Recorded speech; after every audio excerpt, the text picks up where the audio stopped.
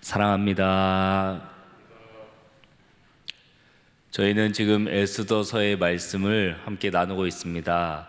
어제 2장 마지막 절 부분의 말씀은 모르드게가 궁에서 일을 하다가 이제 그 성문 어귀에서 일을 할 때 왕을 죽이려 하는 암살 계획을 듣고 그 계략을 왕에게 에스더를 통해서 알렸던 이야기를 나눴죠. 그런 이야기를 나누고 나서 또 그 이전에 에스더서 2장의 전반부에서는 이제 에스더가 아하수에로 왕의 새로운 왕후로 등극하는 그런 귀한 일이 있었습니다. 에스더가 왕후가 되고 모르드게는 왕의 목숨을 살려준 이 큰 일이 2장에 있었습니다. 이런 말씀들을 살펴보면서 이스라엘 백성들이 이런 일을 겪으면서 어떤 생각을 했을까 우리도 추측해 볼 수 있습니다. 바로 이스라엘 사람들은 비록 우리는 페르시아 제국에서 노예의 신분이지만 포로의 신분이지만 이렇게 왕에게 좋은 일을 아주 귀한 일을 두 번이나 베풀었던 민족이라는 사실 때문에 우리 민족이 어떤 특혜를 받지 않을까?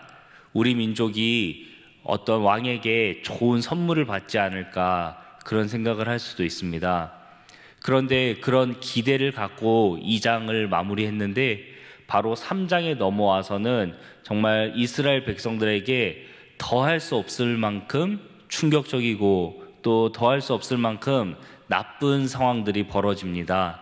먼저 2장에서 그런 일이 있은 후에 모르드게가 왕의 목숨을 건진 후에 우리가 예측하기로는 모르드게가 그 모든 대신들보다 높은 자리에 앉을 수 있지 않을까 생각을 하는데 오히려 아이러니하게도 이 이야기는 모르드게가 아니라 아각 사람 함므다다의 아들 하만이라는 사람이 바로 왕에게 높임을 받아서 모든 대신들의 위에 앉게 되었다라고 합니다. 이 이야기가 정말 이게 더 극적인 상황으로 몰고 가기 위해서 독자들을 더 극적으로 그리고 이스라엘 백성들도 사실은 이 이야기를 보면서 너무나 극적인 비통함을 느낄 만한 것이 이 하만이라는 사람을 그냥 소개하는 게 아니라 아각 사람 함므다다의 아들이라고 얘기를 하는데요. 그 아각 사람이라는 뜻은 바로 이 하만이라는 사람이 아말렉의 후손이라는 것을 드러내는 것입니다. 그리고 함므다다라고 하는데 이것은 왕족을 의미합니다. 그러니까 이스라엘 백성들의 철천지 원수가 아말렉 족속인데 바로 그 아말렉 족속의 왕족의 후손이 이 하만이라는 사람이죠. 이스라엘과 아말렉이 왜 원수지간이었냐면 이스라엘이 애굽에서 나왔을 때 광야 생활을 하는 중에 가장 먼저 이스라엘을 공격했던 사람들이 아말렉 족속입니다. 그리고 끝까지 어떤 기회든지 잡아서 이스라엘을 공격하고 없애려고 했던 게 아말렉 족속입니다. 그래서 하나님은 이 아말렉이라는 민족을 이스라엘의 원수로 여길 뿐만 아니라 하나님의 원수로 여겼기 때문에 바로 이스라엘의 초대 왕 사울에게 너는 가서 아말렉을 진멸하라 라고 명령하셨죠. 그런데 사울은 어떻게 했습니까? 아말렉을 진멸하지 않고 아말렉의 왕 아각을 그냥 끌고 왔습니다. 아말렉에 있었던 좋은 짐승들을 그냥 끌고 왔습니다. 그렇게 불순종했던 그 전쟁 때문에 결국 사울은 패위당하게 되었고 사울은 마지막에 어떻게 죽게 되냐면 아말렉 사람 한 사람에게 죽게 됩니다. 그렇게 이스라엘 백성들에게 아말렉은 철천지 원수였습니다. 그런데 반대로 생각해 보면 아말렉에게도 이스라엘은 원수였습니다. 왜냐하면은 아말렉이 이스라엘을 공격하긴 했으나 그 이스라엘을 공격했다는 이유 때문에 아말렉이라는 강대한 나라가 거의 붕괴 직전까지 다다랐기 때문에 바로 이스라엘과 아말렉은 서로 원수지간이었다라고 생각할 수 있습니다. 그런데 이스라엘 백성들이 아각 사람 이 함므다다의 아들 하만이라는 사람이 왕의 바로 아래 제2인자가 되었다고 하니 이 사실만으로도 비통한데, 바로 그 앞선 이야기들이 이스라엘 사람들에게 희망을 줄 수도 있었다는 사실을 보면은 이 사실은 너무나도 절망스러운 순간이라고 볼 수 있습니다. 그런데 바로 이어서 또 위기가 등장합니다. 2절에 보니까 바로 아하수에로 왕이 이 하만을 높이 세워서 모든 사람으로 하여금 하만에게 꿇어 엎드려서 절하게 왕명을 내렸습니다. 하만의 이야기가 아니라 왕의 명령이죠. 그러니 얼마나 이 큰 위기겠습니까? 모든 사람들이 하만에게 꿇어 엎드려서 절을 했다고 성경에 나와 있습니다. 이 모든 사람의 이스라엘 백성들도 포함되지 않았겠습니까? 모든 사람들 중에는 분명 이 페르시아에 남아 있었던 이스라엘 사람들도 포함되었을 것입니다. 근데 모든 사람이 하만에게 꿇어 엎드려서 절했는데 바로 이 모르드게만큼은 그에게 꿇지도 않고 절하지도 않았다라고 합니다.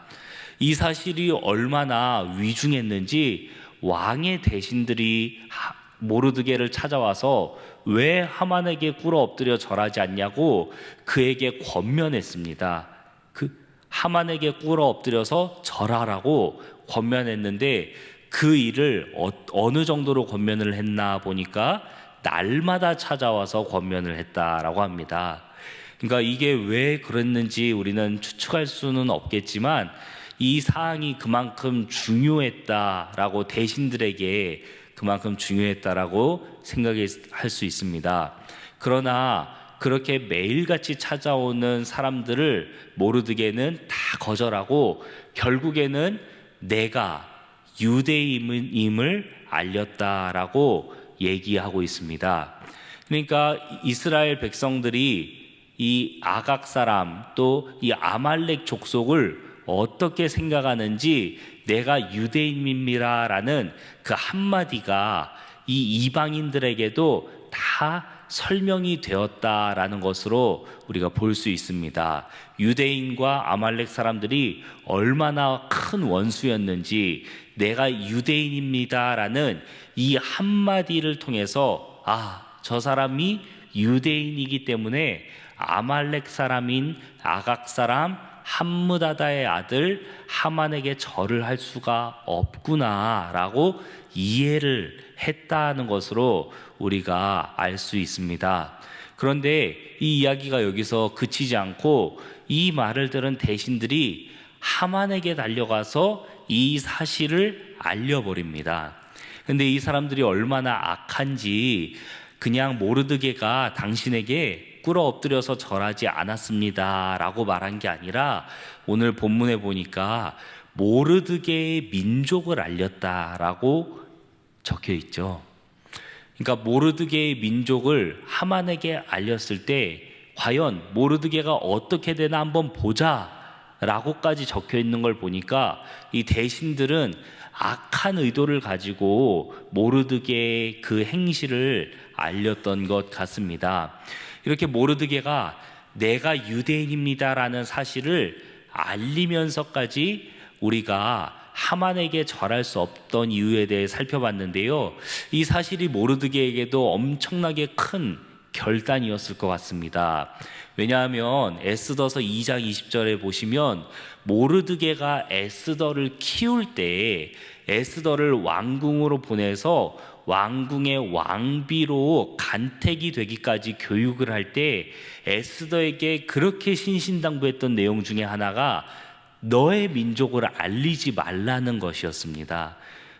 에스더 너가 유대인임을 절대로 알리지 말라고 그렇게 모르드게가 신신당부해서 에스더에게 가르쳤는데 모르드게 스스로가 나는 유대인입니다라고 만천하의 공개를 해버릴 정도로 지금 아각 사람에게 절하지 않는 것, 이 아말렉에게 절하지 않는 것이 모르드게에게 그만큼 중요했다라고 우리가 이 말씀을 통해서 여러 가지 관찰을 할 수가 있습니다. 그렇다면 사랑하는 여러분, 이렇게 모르드게가 하만에게 엎드려 절하지 않았을 때 어떤 일이 발생했습니까? 모르드게는 끝까지 신념을 지켰지만 모르드게의 민족은 몰살당한 위기에 처했습니다. 하만은 모르드게 한 사람만을 벌하려는 것이 아니라 모르드게의 민족을 없애기로 마음의 결단을 한 것처럼 오늘 본문이 마무리가 됩니다. 오늘 저희는 이 말씀을 통해서 어떤 적용점을 발견할 수 있겠습니까?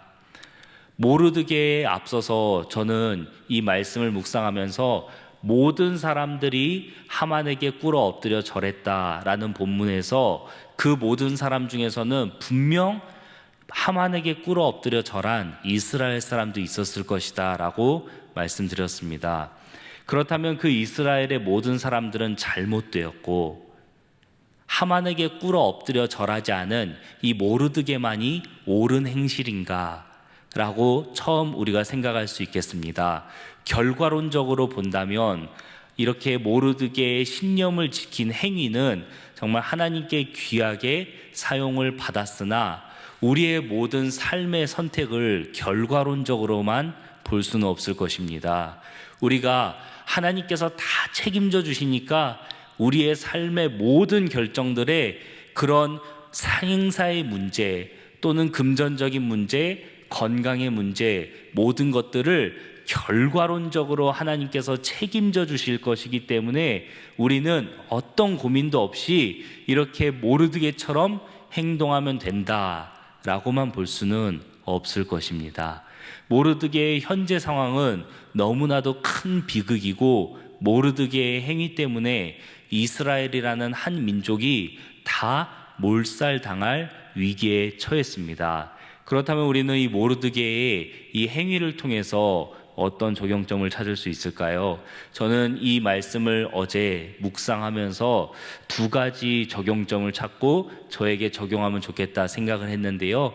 첫째는 모르드게가 이 위기의 순간에서 하만에게 꿇어 엎드려 절하지 않을 수 있었던 것은 그것은 바로 바벨론의 포로로 끌려가고 바벨론이 멸망한 뒤에 페르시아 제국의 포로까지 되었던 모르드게지만 그의 마음속에는 하나님의 말씀에 순종하려는 확고한 신념이 있었다라는 것을 저는 이 모르드게를 통해서 우리가 배울 수 있는 점이 아닐까 첫 번째로 생각했습니다.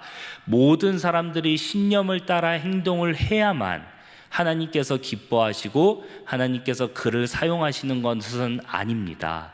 때로는 우리의 신념이 무너지고 우리가 연약할지라도 하나님은 우리를 사용하시고 우리를 포기하지 않으십니다. 그러나 에스더서에서는 신념을 포기하지 않고 지켰던 에스더와 모르드게를 통해서 하나님이 분명 역사하십니다. 그렇기 때문에 우리는 우리 안에 있는 하나님의 말씀에 분명하게 순종하려는 그 신념을 가지고 살아가는 이 모르드게를 통해서 이 신념을 따라 사는 삶의 본을 받을 수 있을 것 같습니다. 두 번째로는 모르드게가 신념을 따라서 삶을 이렇게 따라 살고 또 행동을 할 수 있었던 것에는 그가 평소에 하나님의 말씀을 얼마나 사모하고 묵상했는가라는 결론을 생각하게 되었습니다. 모르드게가 이렇게 위기의 순간에서도 하나님의 말씀을 따르고 하나님의 원수를 내 원수라고 여길 수 있었던 것에는 아마 그의 평소에 그가 어떤 마음을 갖고 어떤 믿음을 갖고 살아갔는지를 엿볼 수 있을 것 같습니다. 그의 분명한 정체성이 이 위기의 순간에도 자기뿐만 아니라 민족이 몰살당할 수 있는 순간에도 나는 유대인입니다라는 고백을 하게 했던 것처럼 오늘날 우리의 크리스찬이라는 정체성이 참 많이 흐려지고 있습니다. 우리의 크리스찬이라는 정체성뿐만 아니라 목사라는 정체성, 그리고 또 우리의 직분자라는 정체성이 교회 안과 밖에서 또 우리의 가정에서 특별히 우리가 더 편하게 있는 곳에서 많이 흐려지는 것 같습니다. 우리가 편하게 있을 수 있는 곳에서도 하나님은 우리를 하나님의 자녀로 백성으로 불렀다는 사실을 기억하면서 우리가 하나님의 그 백성다운 정체성을 생각할 때에 하나님께서 우리를 통해 역사하시고 하나님께서 우리를 통해 이 땅에 하나님의 은혜를 흘러 보내주실 것을 믿습니다.